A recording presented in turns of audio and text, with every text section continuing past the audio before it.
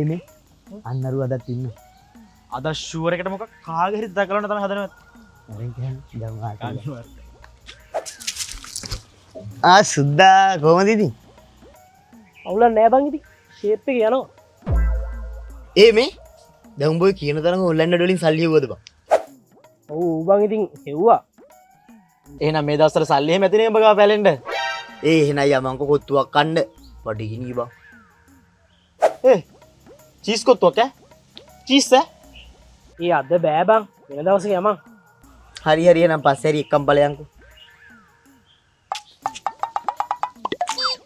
අඩෝ බම් මේ මගේ පැකේජ් එක ඉවරයි. මට ඔන්ලයින් රීලෝඩ් එක දාලා දියන්කෝ.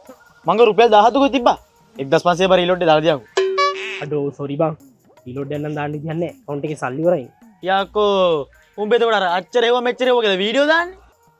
අනිත් එක අර සල්ලි ගන්න ඕන නම් කෝස් එකට සෙට් වෙන්න කියලා පෝස්ට් එක කරන්න. සත පහක්වත් නැද්ද උඹ? පෝස්ට් කරලා සල්ලි ගන්න පුළුවන්ද බං මේ ලංකාවේ? එතකොට උඹ ඇත්තටම සල්ලි ගන්න කොහොමද බං? කොහෙන් හරි කෝස් එකට කොල්ල දෙතුන් දෙනෙක් වහගෙන තමයි මහත්තියක් පුරිවා ගන්න.